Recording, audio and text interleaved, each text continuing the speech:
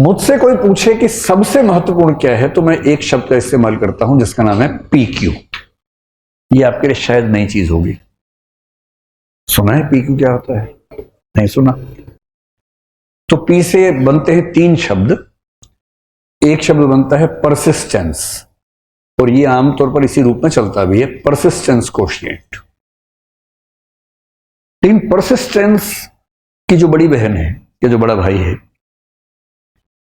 वो यूपीएससी के पाठ्यक्रम में भी है। उसको बोलते हैं परजीवियरेंस। परजीवियरेंस। और इन दोनों की सबसे छोटी बहन, जो काफी छोटी है लेकिन वो भी उस घर का हिस्सा है, वो भी P से है, उसको बोलते हैं पेशेंस। वैसे ये चीजें इमोशनल इंटेलिजेंस का हिस्सा बनती हैं, पर एक विशेष फोकस इस पर देने की जरूरत है। इसका मतलब क्या होता है? परसिस्टेंस का बेसिक मतलब होता है कि लगातार, निरंतर प्रयास करते रहना। ये जो निरंतरता वाला तत्व है, ये जो चीज है, इसको बोलते हैं कि आग तो बहुत अंदर है, लेकिन आग लगी हुई है पूरे जोर से, फुल वॉल्यूम पे आग लगी हुई है। और अगर फुल वॉल्यूम पे आग लगी है तो दूर तक चलेगी नहीं, जल्दी गैस खत्म हो जाएगी। इसे यूं समझे, कभी आपको गुस्सा आता हो, बहुत तेज गुस्सा, कभी तो आता ही होगा। अगर गुस्सा बहुत तेज आया है तो कितने समय तक चलेगा? आप बहुत लंबे समय तक बहुत तेज गुस्सा नहीं कर सकते। बहुत तेज गुस्सा कुछ सेकंड्स, कुछ मिनट, खत्म हो जाएगा। परसिस्टेंस का मतलब है कि ऐसी आग नहीं चाहिए जो रात को लगी सुबह तक बुझ गई। वो आग नहीं चाहिए, एक निरंतर चलने वाली आग चाहिए, जिसको बोलते हैं धीमी आंच पे जो खाना पकता है ना, उसका स्वाद अलग होता है। धीमी आंच चाहिए, लगातार जलने वाली आंच चाहिए।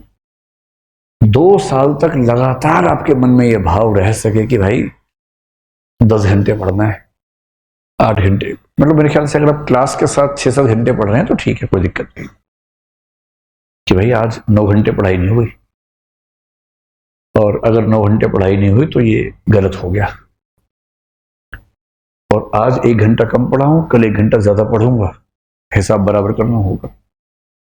और ये आग 2 घंटे 4 घंटे नहीं, लगातार लगी रहे, इसको बोलते हैं परसिस्टेंस, इसको बोलते हैं परजीवियरेंस। परजीवियरेंस थोड़ा सा और गंभीर बात होती है, इसमें दृढ़ता शामिल हो जाती है, मजबूत इच्छा शक्ति शामिल हो जाती है। पेशेंस का मतलब है कि बहुत लंबे समय बाद शायद सफल होंगे, लेकिन उतने समय तक पेशेंस बना के रखनी है, धैर्य बना के रखना है। ये तुरंत मिलने वाले फल नहीं है, लो हैंगिंग फ्रूट्स नहीं है कि फल नीचे टंगे हुए उसलिए खा लिया, ऐसा नहीं। बहुत ऊंचे टंगे हुए फल हैं, समय लगता है। ये वो वृक्ष है कि 3-4 साल तक पानी देते रहेंगे, कुछ नहीं होगा, उसके बाद अचानक तना बड़ा होगा। कबीरदास ने कितनी बढ़िया बात कही कि हड़बड़ी में मत सोचना कि तुरंत चीजें मिल जाएंगी। वो कहते हैं, धीरे धीरे रे मना, धीरे सब कुछ होए, माली सींचे 100 घड़ा, ऋतु आए फल होए। हे मेरे मन, धीरे धीरे सब कुछ होता है। माली 100 घड़े पानी की सिंचाई करता है, तब जाने के बाद जब ऋतु आती है तब फल निकलते हैं। ऋतु आने से पहले फल नहीं निकलेंगे। और यदि 1.5-2 साल 2.5 साल की तैयारी गंभीर करनी पड़ती है तो उतनी पेशेंस चाहिए। ये नहीं कि मान ने पानी डाला फिर दिखाया कि नहीं आया, पेड़ निकला ही नहीं यार, पानी सुबह डाल दिया था। मेरे ख्याल से जो चीज उनको सबसे बड़ा बनाती है वो है परसिवियरेंस। और इसका सरल मतलब क्या है? उद्देश्य आज नहीं मिलेगा, कल मिलेगा, कल नहीं मिलेगा, परसों मिलेगा।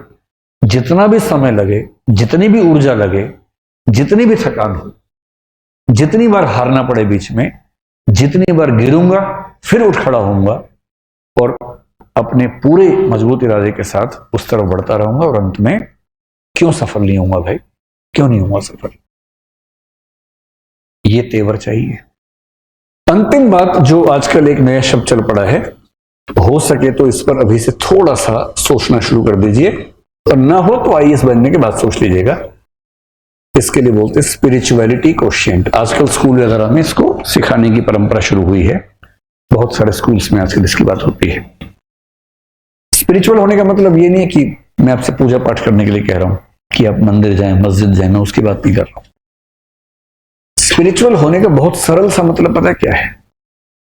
दो चीजों से कनेक्टेड रहना, एक अपने आप से और एक संसार से।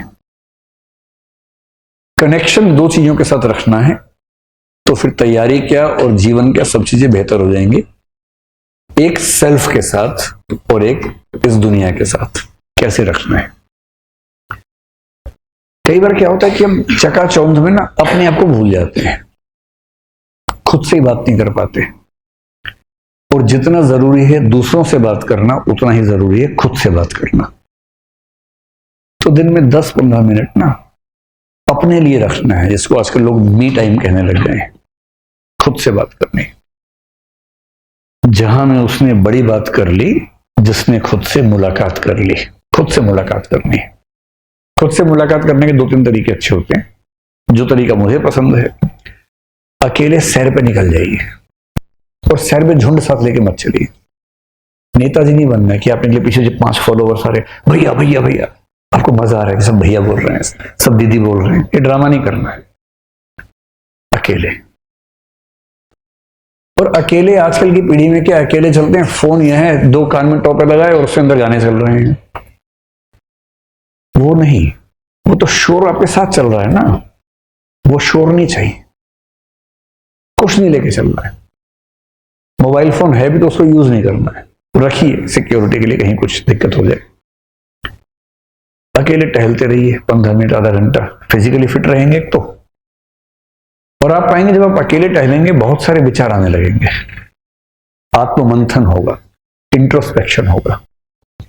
बेशक इतना ही हो कि कल मैंने जितनी पढ़ाई की काफी थी या नहीं थी, और क्या पढ़ सकता था, या ये जो मुद्दा चल रहा है उस पर क्या क्या आर्गुमेंट्स मैं सोच पा रहा हूं। एक आर्गुमेंट ये है, दूसरा ये है, तीसरा ये है, और विपक्ष में ये सोच पा रहा हूं, कुछ और भी होना चाहिए। घर जाके देखता हूं।